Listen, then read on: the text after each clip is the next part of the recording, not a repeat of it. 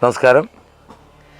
ജീവിത പ്രശ്നങ്ങൾ നേരിടുന്നവരും ക്ഷേത്രത്തിൽ പോകാൻ കഴിയാത്തവരും മറ്റ് മതസ്ഥരായിട്ടുള്ളവരും നിങ്ങളുടെ പേരും നാളും ഞങ്ങളുടെ കമൻറ്റ് ബോക്സിൽ രേഖപ്പെടുത്തുക. ഞങ്ങളുടെ പ്രാർത്ഥനാ വേളയിൽ അത് ഉൾപ്പെടുത്തുന്നതായിരിക്കും. 2026 നക്ഷത്രം വിചിന്തനം ചെയ്ത് ഗുണദോഷ വശങ്ങളെ വ്യക്തമായി മനസ്സിലാക്കി ദോഷങ്ങൾക്ക് പരിഹാരമായി മാർഗനിർദ്ദേശം നൽകുന്നു. അതിനായി ജാതക പരിശോധന നടത്തുന്നു. ഒരു നിശ്ചിതമായ തുക ഈടാക്കുന്നു. താല്പര്യമുള്ളവർ സ്ക്രീനിൽ കാണുന്ന വാട്സപ്പ് നമ്പറിലേക്ക് മെസ്സേജായി അയയ്ക്കുക. നേരിട്ട് വിളിക്കാതെ ഇരിക്കുക. വളരെ ശക്തിഭദ്രമായിരിക്കുന്ന യന്ത്രങ്ങൾ കൃത്യമായി ജാതക പരിശോധന നടത്തി നിങ്ങളുടെ കൈകളിലെത്തിക്കുന്നു. സർവകാര്യ നേട്ടങ്ങൾക്കായി സുദർശന യന്ത്രം, വിവാഹ തടസ്സം മാറാൻ സ്വയംവര യന്ത്രം, വശ്യത്തിനായി ബാണേശി, ധനത്തിനായി ധനലക്ഷ്മി, ത്രിപുരസുന്ദരി, നവഗ്രഹ അനുഗ്രഹത്തിനായി നവഗ്രഹ യന്ത്രം തുടങ്ങി ജാതക പരിശോധനയിൽ ഏതാണോ നിങ്ങൾക്ക് ധരിക്കേണ്ടുന്ന യന്ത്രം അത് ഉപാസനാമൂർത്തികളിൽ നിന്ന് ശക്തിയോടുകൂടി ഏറ്റുവാങ്ങി നിങ്ങൾക്ക് തരുന്നു. താല്പര്യമുള്ളവർ മെസ്സേജ് അയയ്ക്കുക.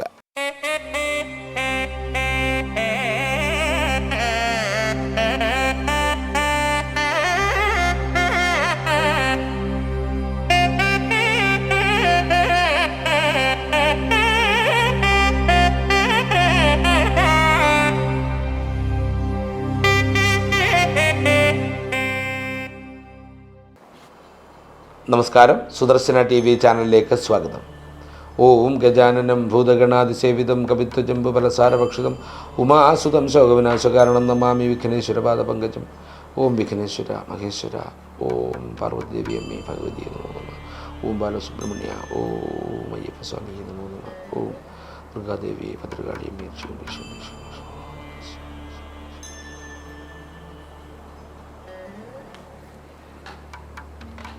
നമസ്കാരം. ഒരിക്കൽ കൂടി സ്വാഗതം. ശനിയുടെ അസ്തമയത്തെക്കുറിച്ചാണ് വ്യക്തമാക്കാൻ പോകുന്നത്. ശനി ചില വ്യവസ്ഥകളിൽ നമുക്ക് ധാരാളം അനുഭവങ്ങൾ, അത് ഗുണവും ദോഷവുമായൊക്കെ നൽകാം. എന്നാൽ ശനിയുടെ അസ്തമയ സമയം എന്ന് വെച്ചാൽ ശനി ഗ്രഹത്തിൻ്റേതായിരിക്കുന്ന ആ ഒരു കറക്കത്തിൻ്റെ ആ ഒരു വേഗത കുറയുന്ന ഒരു സമയം വരികയാണ്. പൊതുവിൽ ശനി വേഗത കുറഞ്ഞ് കറങ്ങുന്ന ഗ്രഹമാണ്.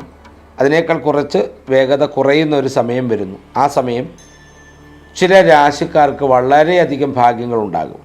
കണ്ടകശനിയാണെങ്കിൽ പോലും ആ നക്ഷത്ര ജാതർക്ക് വളരെ ഭാഗ്യമുണ്ടാകും.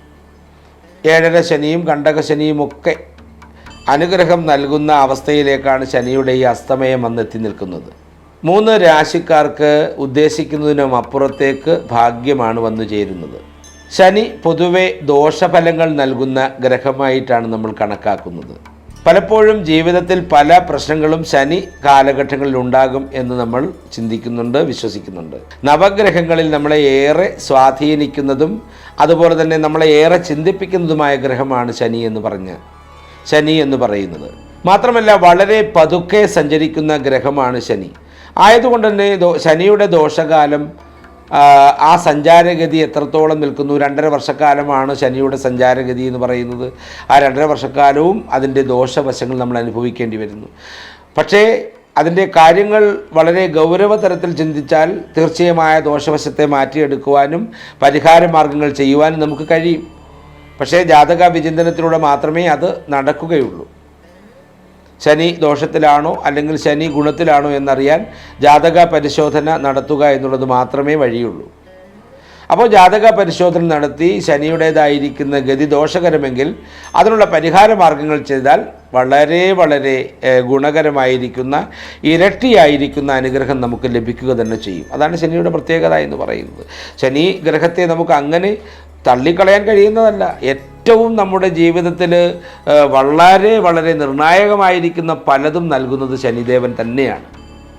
ആയതുകൊണ്ട് ദോഷകരമായിരിക്കുന്ന വ്യവസ്ഥിതികൾ പണ്ടേ പറഞ്ഞു കേട്ടിരിക്കുന്ന ഒരു പേടി മാത്രമാണുള്ളത്. അപ്പോൾ നക്ഷത്രം പരിശോധിപ്പിച്ച് ശനിയുടേതായിരിക്കുന്ന വ്യവസ്ഥിതിയാണെങ്കിൽ അതിനെ പ്രീതിപ്പെടുത്താൻ ശ്രമിച്ചാൽ വളരെ വാത്സല്യപൂർവ്വമായി നമുക്ക് ഇരട്ടി ഗുണങ്ങൾ നൽകും. ദോഷകരമായ അവസ്ഥയിൽ നിൽക്കുമ്പോൾ നമ്മളതിനെ പരിഹരിക്കാൻ ശ്രമിക്കുകയാണെങ്കിൽ 1 രൂപ ലഭിക്കേണ്ട സ്ഥാനത്ത് 4 രൂപ ലഭിക്കും. 4 മടങ്ങ് ശനിയുടെ അനുഗ്രഹമായിരിക്കും ശനി ദോഷ പരിഹാരത്തിലൂടെ നമുക്ക് ലഭിക്കുന്നത്. ഗ്രഹങ്ങളെല്ലാം നിശ്ചിതമായ സമയത്തിൽ അതിൻ്റെ രാശിമാറ്റം നടത്തുന്നു. അതിന് മാറ്റമില്ലാത്ത കാര്യം തന്നെയാണ്. ആ രാശിമാറ്റത്തിൻ്റെ അടിസ്ഥാനത്തിൽ നമുക്ക് പല ഗുണങ്ങളും ദോഷങ്ങളും ഉണ്ടായെന്ന് വന്നേക്കാം. അങ്ങനെ രാശിമാറ്റം നടത്തുന്നതിൻ്റെ അടിസ്ഥാനത്തിൽ ശനി അതിൻ്റെ അസ്തമയത്തിലേക്കാണ് മാർച്ച് മാസത്തിൽ എത്തിച്ചേരുന്നത്. ഏകദേശം ഒരു രാശിയിൽ 2.5 വർഷത്തോളം സഞ്ചരിക്കുന്ന ശനി 30 വർഷങ്ങൾക്ക് ശേഷമാണ് വീണ്ടും അതേ രാശിയിൽ സഞ്ചാരത്തിനായി എത്തുന്നത്. നിലവിൽ വ്യാഴത്തിൻ്റെ സ്വാധീനത്തോടൊപ്പമാണ് ശനിയുടേതായിരിക്കുന്ന വ്യവസ്ഥിതിയും നിലനിൽക്കുന്നത്. മാത്രമല്ല, ശനിയുടെ ഈ അസ്തമയം, മാർച്ചിൽ നടക്കുന്ന ശനിയുടെ അസ്തമയം ദോഷകരമായ തരത്തിൽ നിലനിൽക്കുന്ന പല നക്ഷത്ര ജാതർക്കും വളരെയധികം അനുഗ്രഹം നൽകുന്നതാണ് എന്നുള്ളത് എടുത്തു പറയേണ്ടതായിട്ടുണ്ട്. ശനി ദോഷകാരകനായി നിൽക്കുന്നു, അങ്ങനെയാണ് നമ്മൾ ചിന്തിക്കുന്നത്. പക്ഷേ മാർച്ച് മാസം നടക്കുന്ന ശനിയുടെ അസ്തമയ വ്യവസ്ഥകൾ കൊണ്ട് ഭാഗ്യമുദിക്കുകയാണ് 3 രാശിജാതരായ നക്ഷത്ര ജാതർക്ക്. ഏതൊക്കെയാണ് ആ രാശിജാതർ എന്ന് നോക്കാം.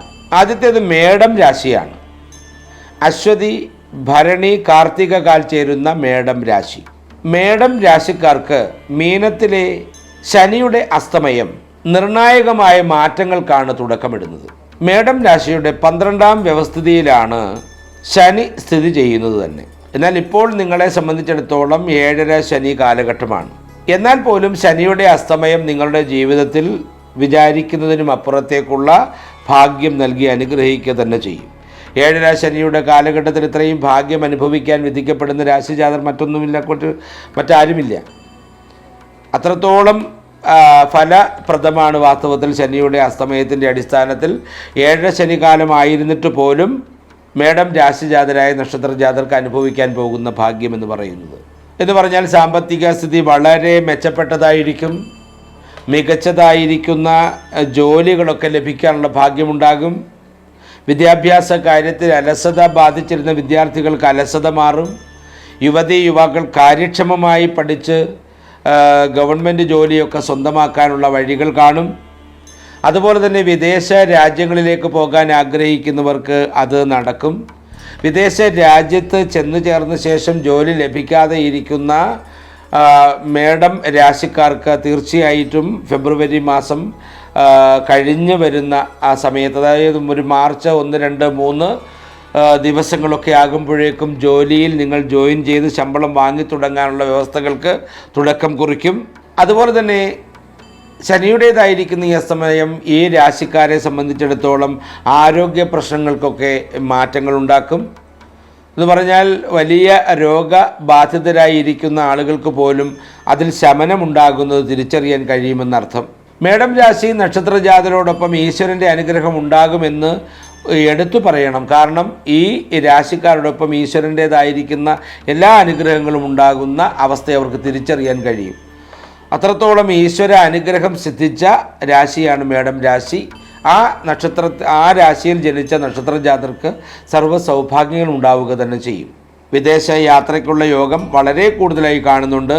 വരുമാനം പല കോണിൽ നിന്നും നിങ്ങളെ തേടിയെത്തും എന്നുള്ളതാണ്. ഭാഗ്യം ഏതു വിധേനയും നിങ്ങളെ സഹായിക്കാൻ എത്തും. കഠിനാധ്വാനത്തിൻ്റെ ഫലം ഏറ്റവും നന്നായി അനുഭവിക്കുവാനുള്ള ഭാഗ്യം ഈ രാശിക്കാർക്കുണ്ട്. ശനിയുടെ അസ്തമയം മേടം രാശി ജാതർക്ക് ഏറ്റവും ഗുണകരമായിരിക്കുന്ന ഒരു വ്യവസ്ഥിതിയാണ് സമ്മാനിക്കുന്നത്.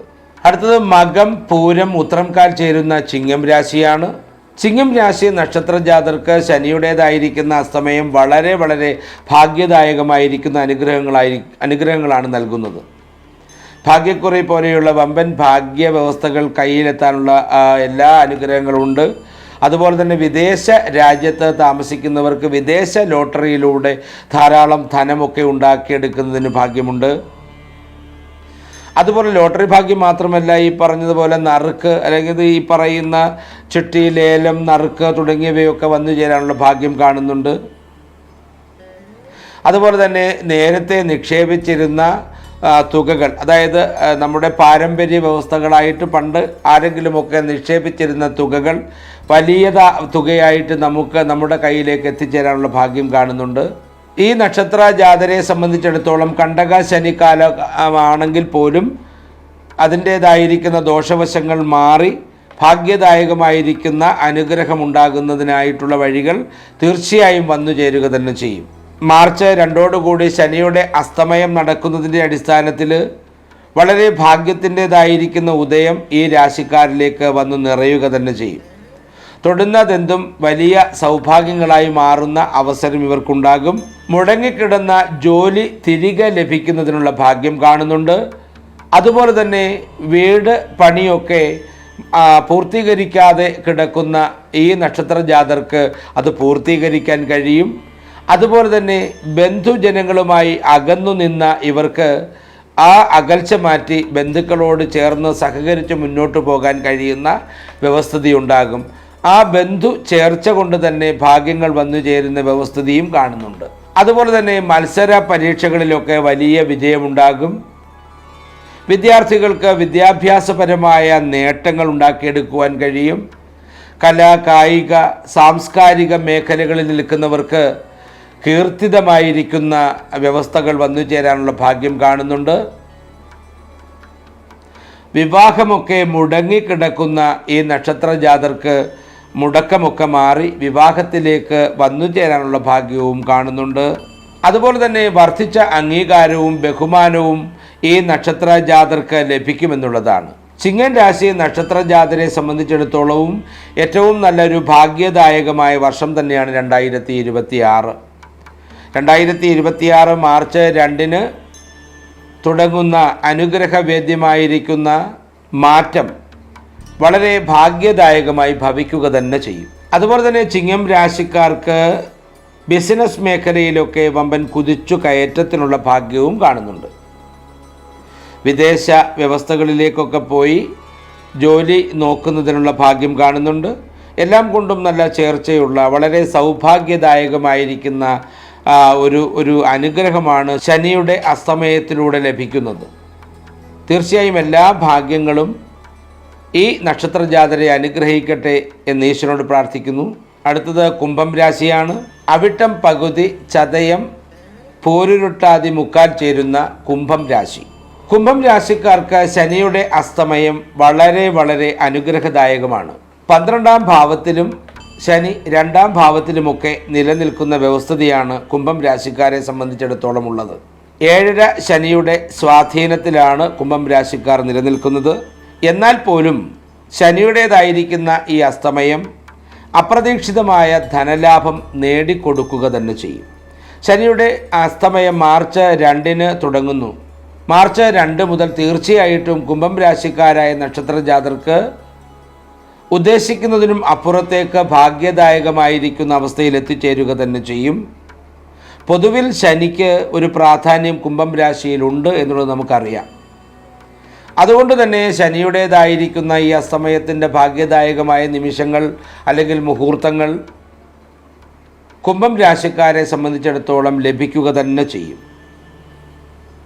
വിദ്യാഭ്യാസ കാര്യത്തിലുള്ള പുരോഗതി, കലാ കായിക മേഖലകളിലുള്ള പുരോഗതി, സാഹിത്യ മേഖലയിൽ നിൽക്കുന്ന ആളുകൾക്ക് വളരെയധികം പ്രശസ്തിയും കീർത്തിയും ലഭിക്കുന്ന വ്യവസ്ഥിതികൾ, അധ്യാപക രംഗത്തും അതുപോലെ തന്നെ യൂണിഫോം ഫോഴ്സുകളിലൊക്കെ ജോലി ചെയ്യുന്നവർക്കും 2026 ശനിയുടെ ഈ അസ്തമയത്തിൻ്റെ അടിസ്ഥാനത്തിൽ കീർത്തിതമായിരിക്കുന്ന വ്യവസ്ഥിതികൾ വന്നു ചേരും. അതുപോലെ തന്നെ പല മേഖലകളിലൂടെയും ധനം വന്നു ചേരാനുള്ള ഭാഗ്യം ഈ രാശിക്കാരായ നക്ഷത്ര ജാതർക്കുണ്ട്. അതൊക്കെ ശനിയുടെ അസ്തമയത്തിൻ്റെ അടിസ്ഥാനത്തിൽ ലഭിക്കുന്ന ഭാഗ്യങ്ങൾ തന്നെയാണ്.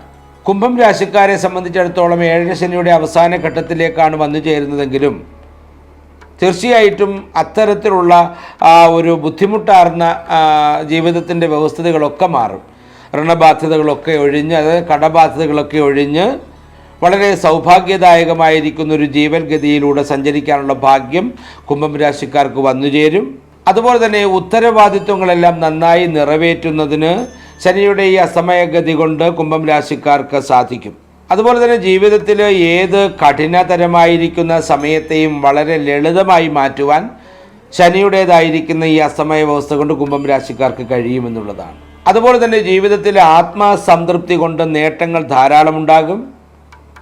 ഭാഗ്യക്കുറി പോലെയുള്ള വലിയ ഭാഗ്യദായകമായിരിക്കുന്ന വ്യവസ്ഥിതികൾ വന്നു ചേർന്ന് ജീവിതത്തിൻ്റെ എല്ലാ വ്യവസ്ഥകളും സന്തോഷപൂർണ്ണമായിട്ട് മാറും. അതുപോലെ തന്നെ പൂർവിക സ്വത്തുക്കൾ തേടിയെത്തുവാനുള്ള ഭാഗ്യമുണ്ട്. സാമ്പത്തിക സ്ഥിരത ഉറപ്പുവരുത്തുവാൻ 2026 കുംഭം രാശിക്കാർക്ക് കഴിയുമെന്നുള്ളതാണ്.